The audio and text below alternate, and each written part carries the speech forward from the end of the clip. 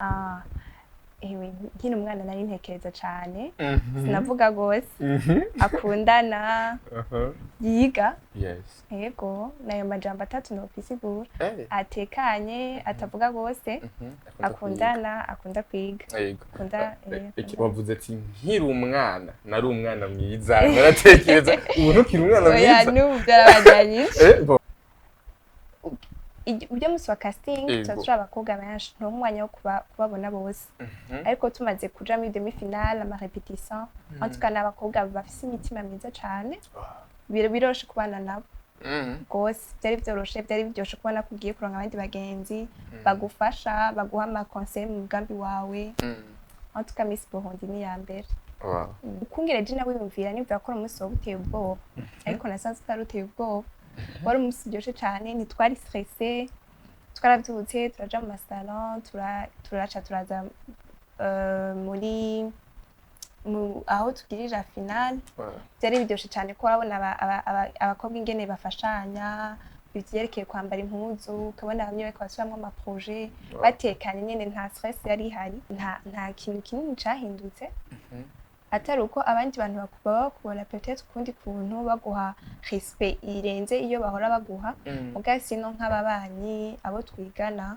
relation iracari yindi nyene.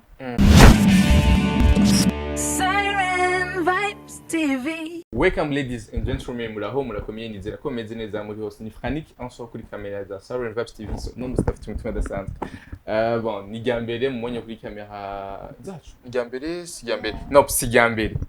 Ni rya kabiri mugabo kandi ni rya mbere mumonye kuri kamera zacu ari umuntu akomeye afise ibiti bibiri byose kandi bikaze so reka tumwakire kumbe tuganire kugira bitandukanye mbega ni umuntu kikubana batamuza bamonye ku masport ataza yatandukanye bamumenye atuganirize kugira bitandukanye so kandi mwakire welcome. Thank you. Meze neza yego cyane uraho ikaze muri Siren Vibes. Merci beaucoup. Kira musaba kunze ba Siren Vibes ndabaramukije cyane nizere ko mumerewe neza aho muri hose. Yego. Okay, ndakuvuga cyangwa rivuga umukobwa aravuga mu izina cyangwa rivuga mu izina ntazinamenye. Okay, yitwa Ange Edissa Ngabirano. Ni premier dauphine Miss Burundi ni Miss Queen Ngoma kandi afise amatitre abiri nimaze bivuge basi nivuge basi bavugira bagutahure neza. Nitwa Ange Edissa Ngabirano ndi Umurundi kazi yavukiye mu ntara ya Gitega. niho nari nkiheza amashuri yisumbuye kubuniga muri Tujenge ni pré-université. Nkaba naratowe nka Miss Ngoma 2022. Ubu naho nkaba ndi première dauphine wa Miss Burundi 2023. D'abord félicitations. Merci beaucoup. Nizere ko akabasha tugasangira basi nakaye gatonye basi kabonetse. Ndabivugana. Uza kwivugana ni première dauphine akaba na Miss Queen Ngoma. Yes bon. Ufite kingahe d'abord? 18 ans. J'ai 18 ans niho rugiheza amashuri ushuheza amashuri ushikira mu migisha myinshi gitandukanye. Ego. Bon, dutanguye ikiganiro cyacu Edissa ni muntu ki d'abord? Edissa umuntu nivuge uko ndi ego presentation yawe uvuga Paris nejeje kuvuga nyine ego aho wagiye uraca amashuri. Okay. Ndi umwana wa kane mu bana bane nyene ndumuhererezi. Nize ni amashuri mato primaire nize kuri école Les Hirondelles. Ndahejeje naciye kuri excellence yaho riri kuri CND lycée de Notre-Dame de la Sagesse y'Igitega mu nyuma iraza kuri lycée Musinzira ubu yitwa école d'excellence de Musinzira. Niho nahereje amashuri yisumbuye ubu rero niga muri Tujenge Africa Foundation ni pré-université. Wow. Okay, wakuze uri umwana ameze gute d'abord kugira ngo aze kumenya ubu tuko turaganira no munsi Miss uwariba? Ewe nkiri umwana nari ntekereza cane sinavuga gose akundana yiga yego nayo majambo atatu nokwisigura atekanye atavuga gose akundana akunda kwiga akunda bavuze ati nkiri umwana nari umwana mwiza naratekereza ubu ntukiri umwana mwiza oya n'ubu byarabajanyije bon uravuga gose ntugitekereza en tout cas kuvuga byarongerekanye par rapport ya nkiri umwana ariko ubu ni ivyo nyene sauf que ubu mvuga quand même. Okay. Bon icyumviro cyo kuja muri Miss cyo kuja mu competition y'ubwiza yabigeme cyakuje mu gute cyaje ryari? Canje mu gute ego cakujemo ryari icumbi cyo kuja muri Miss yari Lucia Miss Gitega baragize balanshije bavuga ko bagomba bayitangure baze kwitoza none ari nkeza amashuri yanje yisumbuye mvuga ati comme ari opportunité yofasha abandi aba jeune fille kuja habona bafite imigambi nta kuntu nakumye ntogenda ndagenda ndagira imana ndatogwa hama Miss Burundi 2023 nahije cavuga ati comme nagiye muri Miss Ngoma ndafise ama chance yuko no passa muri Miss Burundi naho nyereka neza ngo ufise umugambi shaka gushira au niveau national ati doba bifashije cyane ngiyeyo numva visibility ciba nininya bigaca bifasha ko imigambi yanje ishobora gutera imbere naho nyene ndagenda imana irafasha naho nyenda toko bon 15 iyo umwana ubonye atanga kuja mu bintu bitandukanye abavyeyi bacu baratubera intambamye abavyeyi bavyakiriye gute d'abord neza cyane bashigikira gose kuva muri Miss Ngoma n'ubu barashigikira cyane atwa nibo ba mbere baryohewe ntowe nibo ba mbere bararyoherwa babonye ngiye kwitoza ko baba bazi ko bigufasha gose ko birafasha cyane cyane yego barashikiye umuntu iyo atanguye igikorwa ciwe araza kumva araronka abantu bamuca intege bamwe bamubwira amajambo agiye atandukanye mu gihe cyangwa muri parcours wabayemwo yo kwitoza muri Miss Ngoma na Miss Burundi ni bande baguca intege cyangwa vyari bimeze gute kugira baguca intege bari bandi barahari bundi oya abantu bigeze banca intege abantu bose nabona bari bashigikiye yego je tumashoga na confidence yo kuja muri Miss Burundi imana yarafashije okay bon ukija muri Miss Burundi uhurira n'abandi bakobwa bagiye batandukanye ukishikayo ukibona abandi bakobwa muri wowe ni kintu cyakuje mu mutima tubona aho mugiye gukompeta ibyo musi wa casting tuzura abakobwa benshi nto umwanya wo kubabona bose ariko tumaze kuja muri demi finale ama repetition antukana abakobwa bafise imitima myiza cyane biroshe kubana nabo gose byari byoroshe byari byoshe kubona kugiye kuronka abandi bagenzi bagufasha baguha ama conseil mu mugambi wawe antuka Miss Burundi ni ya mbere Miss Burundi ni ya mbere umugambi wari ufise cyangwa umugambi ufise no wagute muri Miss Burundi umugambi fise witwa Burundi bwacu bwiza ni umugambi ujanye no gukingira ibidukikije nkaba nipfuza kusensibiliza aba jeune nshaka gukorana cyane n'aba jeune élèves nkabafasha kumenya ingene bakingira ibidukikije kuko urabona yuko muri no Miss turimo aba jeune nta numwe yitaho cyane ibidukikije si aba jeune gusa n'abantu bose ariko je nshaka kwifokaliza ku ba jeune élèves biga mu mashuri yisumbuye surtout Saint-Esprit na école d'excellence nzohera hama akaba rero tuzokorana cyane na kuzana ama activité ya plantation d'arbres n'amandi ma activité masha ma collecte de déchets byose biza mu gukingira ibidukikije yego okay dusubira inyuma gato yari ugiye cha boot camp yari giye kimeze gute kuri wowe n'abandi bigiye mwari muri koko ni kiringo gigufasha cyane gose kwimenya wowe nyene kumenya gutegura umugambi wawe kumenya kubana n'abandi abo bandi bigeme bamuhura mu mwanya w'ama repetition ariko ntimubana umwanya munini umwe wese ataha muri wawe ariko boot camp ibafasha kumenyana mwebwe hagati yanyu no kumenya ingene mubana n'abandi no kwimenya wowe nyene gutegura umugambi wawe aba ni kiringo kiryoshe cyane kubamo umunsi watangura gute muri boot camp umunsi donc ndashaka tuganirira journey yanyu ingene yagenda imisi yose umunsi wa mbere umva muravyuka mukagenda mu repetition hama mugafungura antuka imisi yose igenda uko repetition mugafungura mukaruhuka nyine mu repetition wari umaze kwiga interna ego ni kuvuga ko ntivyigeze bigutangaza ugeze hajyanye kuko ugiye ahandi hantu mu bandi bakobwa abantu utaruzi zarakoroheye cyane yari umunsi umeze gute mu gatondo umunsi wose rero kubera ko n'umuntu aza kuvyuka mu gatondo yumva afise ubwoba bati mbega biza kugenda gute ni nk'umunsi wa proclamation azi ko aja ku ishure kumviriza amanota avyuka yumva biza kugenda gute nakoze gute vyagenze gute umunsi ukuri final umeze gute ukungere je nawe yumvira nivyo akora umunsi wo guteye ubwoba ariko nasanze utaruteye ubwoba wari umunsi uryoshe cyane ntitwari stressé twaravyutse turaja mu salon turaza muri aho tugirira final byari biryoshe cyane ko urabona abakobwa ingene bafashanya ivyerekeye kwambara impuzu ukabona bamwe bariko basubiramwo ama projet batekanye nyene nta stress yari ihari natwe ari umunsi uryoshe cane gose urimwo ama emotion menshi kandi udateye ubwoba uko nawe wiyumvira siko nawe usanze ariko ni umunsi wa mbere uryoshe umunsi bamwiteguriye amezi abiri yose yego ari umunsi uryoshe gose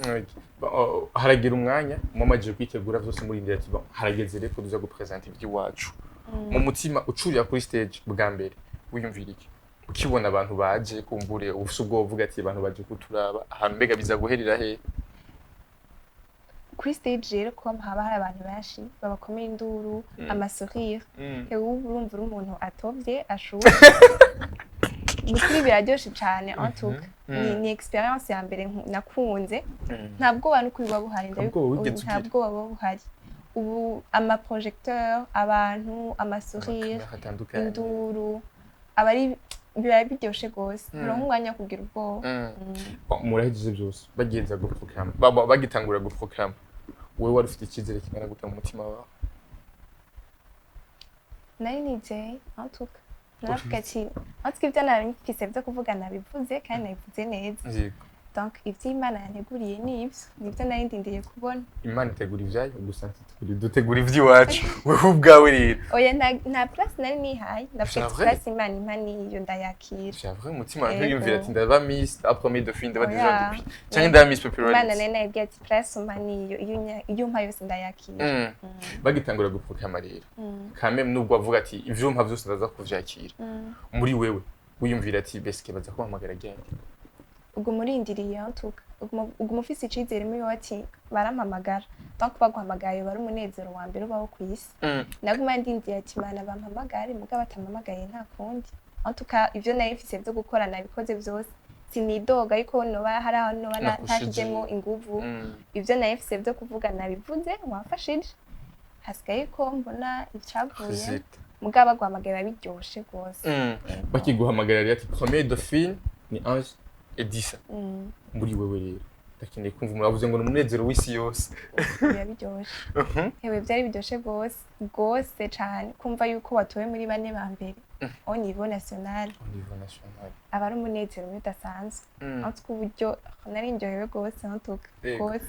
message ya mbere wakiriye kuri telefone ya message yande ibyo nawe nibuka J'arrête. Cyangwa pe condition ko muri irya joro waronse ama message menshi antuka na telefone nakoresheje warindiriye paka bukeye abavyeyi niho bari ariko oya abavyeyi bari Gitega bari Gitega amukuru wawe nyene yarahari ariko muri urumva uri excited no kumva ko abavyeyi banje bashikuba bari ngaha muri kino kibanza ego antuka twari turi kumwe nubwo bari kure no kugushigikira ndetse ko umutima biba birarangiye rero tugiye mu kiringo ugira uzobe premier dauphine ndetse n'ibikogwa uzokora biteguriye gute kino kiringo neza cyane antuka uyu mwaka baduhaye ndizera yuko ivyo byose noba naremeye no bishira mu ngiro ndetse nibirenze ku byo nemeye nibaza ko bizogenda neza gose tugiye gutangura imirimo vuba bizobimenyeshwa antuka tugiye gutangura nizera ko nzoronka abashigikira benshi nabo dukoranize kutuzokorana neza cyane hari benshi bavuga ati baramutoye n'ivyo mugabo reka turinde na kibazo dukorera benshi abafise amaduta avuga ati kumbura yicara uko nyene bien aje mu bindi bikorwa vyiwe kubwa niki kinshobora kubwira oya batekane tuzobikora uriteguye gukora cyane okay twinjire indani gatonya rero umuntu wese arafite ibintu agenda akunda abakuze akunda muri we nka premier dauphine muri we n'ibintu bikunda d'abord kunda uvuga ati bon ibintu bituma numva ko nishimye nibi gusenga kuyaga n'abapfukanyi banje kwiga urakunda kwiga cyane warigeze udubura mu ishuri oya nta n'umusore wigeze udubura oya nicyo gituma muri bangahe mu ishuri antuka sinarenga 5 igihe cyose wize yego okay muhira ari muhira bakunda kutubwira nko gufata ku ishuri niba uwonya tuzogura ikintu runaka cyane bavye batwemerera oya agashimwe kaba gahari ko kwankuraja muga nta bintu batwemerera twebwe wewe barakubwiye ati genda wige biga kugeza hama usushiyemo inguvu nyinshi. Yes. Yego. Mu bantu bashyize muri finale muri Miss Burundi ninde wabona avuga ati vraiment wow arabideserving? Ibi twese tubimerita, abakobwa bose babimerita, no kuri finale mwarabibonye. Yes. Bashamo inguvu nyinshi cyane rwose, en tout cas twese tubimerita rwose, gusa hariho umwe aganya mu makompetisiyo yose. Yego. Okay, ubu muhira warahinduye titre mu kwishure mu bagenzi bamwe mutemberana muri wewe bakari muravuga ati bankora amaze kugira titre nk'iyi azoca hinduka azoca mera nkuko onye kubgawe hari ikintu cyanditse muri kumva ati bon je suis premier dauphine quand même hari ukundi kintu ngiriza kugenda hari ukundi kumwiza gutambuka kare warafata bus uracyayifata? En fait ingene ni comporta ego uno musi est-ce que biratandukanye nuko wari umeze kiriya gihe canke muri wowe uriyumvamo tipo quand même narahindutse? En tout cas nta kintu kinini cahindutse atari uko abandi bantu baba bakubona peut-être ukundi kuntu baguha respect irenze iyo bahora baguha muga sino nk'ababanyi abo twigana relation iracari yindi nyene. Akamaro kuja muri Miss Burundi nakahe kamaro? Cane bifise akamaro kanini cane. De un iragufasha kuva muri zone de confort yawe ikaguhereka yuko ushoboye gose. Ica kabiri iraguha visibilité ituma imigambi yawe ushobora kuranguka. Ni byinshi novuga ariko bibiri hanini bibiri nivyo no kumenyana n'abandi abandi bagufasha aba bakandidate baragufasha mu n'abagenzi bashasha bose barafasha kandi bagufasha no kuranga umugambi wawe. Aba coach bakwigisha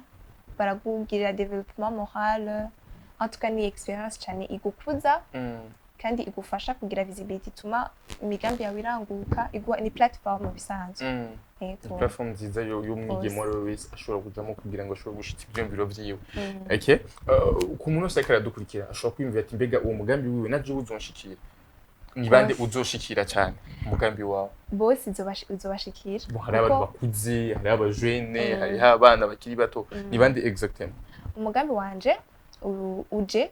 kuzana solution kuri no changement climatique tubona no muri protection environnement. Mu gihe nubwo notora agakopo kamwe nkagatora umuntu wari wese mu Burundi akagata muri poubelle yaragakuye ahantu bari bagataye mu barabara, resultat yiyo ntuzenya yiwe akoze izoshikira aburundi bwose. Rero umugambi wanje wo gukinga ibidukikije siwo ntiwaraba abana uraba bato uraba bakuze uraba abarundi bose en général. Bon kumbure nshobora nashana kubaza kumbure umuntu ashobora kubaza ati mbega umugambi wazo ukora gute bizogenda gute ni bande bazomufasha mu mugambi wiwe? Umugambi wanje kuzogenda shaka gusensibiliser aba jeunes élèves n'aba jeunes élèves tuzokorana ndabahe inyigisho zerekeye gukinga ibidukikije hama ndabahe nabo ndabinjizemo iyo esprit ko nabo ivyo biga ivyo tubigisha baza kubikoresha mu buzima busanzwe, organiser ama activité hamwe n'aba ba élèves y'ama collecte de déchets y'ama activité de plantation d'arbres, kubazanira abantu babigisha batuma babaha ama projet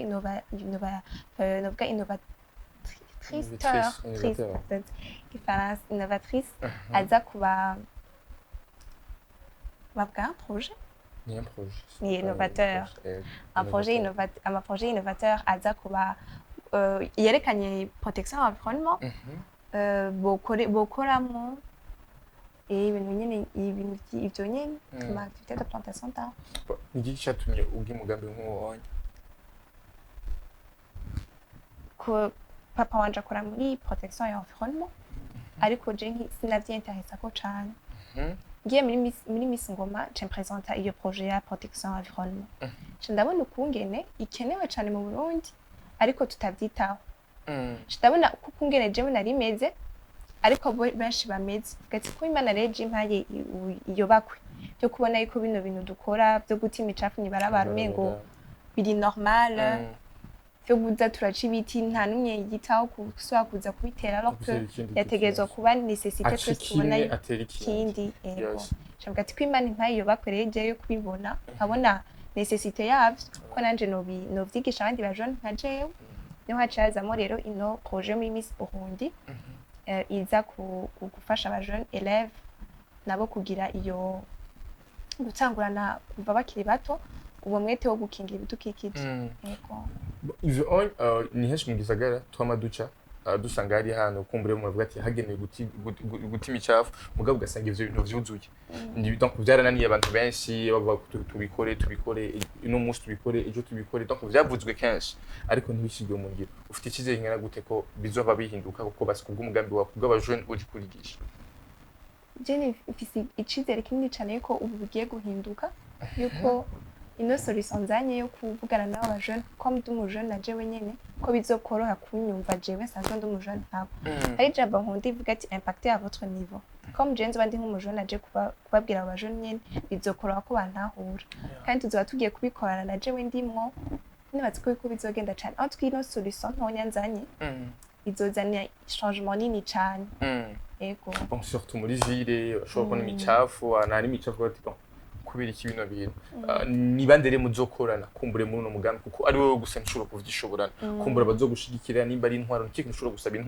intwaro igihugu abantu bariko badukurikirana kumbura uno munsi bashobora gushika cyangwa bagushikanira umugambi wawe ushobora gushika kugira uzokomere kumbura uzowukore bishike mu ngiro kubyo duca muri film ati wow hasa neza tubikesha nde tubikenza premier de film Miss Burundi alors ubu dukorana na Katia Greta iradukunda yes nibaza ko bamuzi ni fondatrice wa entreprise ya Set Art House tukaba dukorana na gouvernement gouverneur wa province ya Gitega en général ego na ama établissement ya ama école na cité Saint-Esprit na excellence de Gitega nizera yuko même uburundi bwose bwomfasha kurangura uwo mugambi mu gihe umwe wese mu Burundi umuntu wari wese mu Burundi yumvise yuko tozara tumucafu aho hose abonye kaho ari amapubeli yo gutaho yumva yuko mu gihe aciye ibiti yorondera ikindi cyo kubitera nibaze yuko twese twaba tuko turafasha eta y'u Burundi gutuma iyo protection environnement iba meilleure eko projet uzatangura Bujumbura cyangwa Gitega sinon c'est en parallèle donc uzokora igihe kimwe genre hari gutangurira ngahi Bujumbura nzotangurira muri Saint-Esprit amaye après excellence de Gitega hama mu gisagara hagati genre kugama sho gushika mu gisagara uzoshikira gute mu gisagara kumbure nibaza ko ugomba kubwiriza gushika kuri terre kumbure nimba ari abanyagihugu nimba ari muri ville ku mabusi ugasensibiliza abantu kumbure kugira ngo hase neza dusigazera ciza mugabo bivaye n'imicafu uza gusanga itayo kirasa neza uzoshika mu gisagara hagati ou bien uzoguma ku mashure kumbura bigishiza ari amabaje kuvyapika mu muhanda ayo bare nk'ama activité tuzokora après ama activité aza kwiyongera kuri objectif principal liyo proche nabyo bishobora kujamo mu nyuma nayo yandi ma activité navuze ego wadusoza ngano cyacu rero ni ikintu ushobora kurengiza usaba kumbura bakadukurikirana umujene ahari hose umuntu akuze ndetse n'umwana ama nabajya abandi bose uzitura kumbure kugira ngo ushobore gushigikira ikintu ushobora kubabwira nashaka kubasaba nko nabivuze kare umurundi ahari we hose ahariho hose azoze rumva yuko afise iyo obligation yo guprotéger l'enfant aho hose ari nimba uri kuranwa akwavica ikindi kintu umve ko ico kintu udakwiye kugitaho nyene ubonye byoba byiza ugitaye muri poubelle cyangwa urindire gato ute poubelle aho hantu uza kuyisanga mu nyuma bumve yuko bikenewe byihutirwa kandi cane guprotéger environnement yacu nkabashaka no gushima shimira organisation Miss Burundi itegura ino higanwa turabashimiye cyane aho turi hose bamwe bamenye ko dushima gose kuko ni plateforme nziza cyane nabisubiyemo ifasha abajene filles kurangura imigambi yabo kwerekana ko ari ikintu bakwiye kuzana giterera uburundi kazoza kabo bajene filles n'abandi bajene bavugira ego ndabashimiye bose n'abandi bakandidate twe kumwe muri Miss Burundi kuko twarafashana cyane hari ico batereye kubera ashobore kuba ndi ngaha ndi nka première de fille ego ndabashimiye namwe bwe mwarumiye murakoze gusa abatoye ntibashimiye abo batoye bagutoye ntibashimiye nibo bambere merci beaucoup kubantoye kumwe wese yantoye ko wese yamaye vote uko yari kose amasengesho aho wese mwagiye muravugira mu bagenzi merci beaucoup urasenze barafata umwanya gusa cyane sango tisonze sango twese twasenga OK reka ndagushimire cyane merci beaucoup wakoze ku mwanya wawe merci merci beaucoup bakunzi ba Salon Vibes wafashe umwanya wo kurikirana iganiro cyacu ni premier Dauphine Ange et Disa Ngabirano Belle afite amazina menshi amazina menshi cyane mukomeze kumushyigikira mushafise projet nziza kumbura kugira ngo dushobore kugira igisagara cyacu gise neza wewe muntu ugenda mwibara bafite akabuni ishashe n'ibindi guta mu mwibarabara nibatwa televiziyo hari amapuberi yabigenewe kumbure tuyahanje canke ugitware uze kugita muhiri wanyu hari amapuberi twa duse gusa muhira kugira ngo dushobore kumushyigikira kuri projet yiwe twe twuryoherwa igihugu cyacu gisa neza umuntu asigira igice amafuka ati wow mu Burundi bwa no kuhasa biraryoshe cyane ikiyo kirabiri cyane igemi cafu duta mwibarabara abo buntu twadoje kunywa amazi amajui amashishe yatandukanye y'ibipapuro please igihugu cyacu tugisanasane gise neza kurushiriza hano nyagisanzwe kiri kumbure nawe uzoryoherwa ucantu heza ndetse n'abana bavuga ati wa mufite igihugu ciza merci beaucoup wafashe umwanya wo kurikina kino kiganiro cyacu asante sana Siren Vibes TV.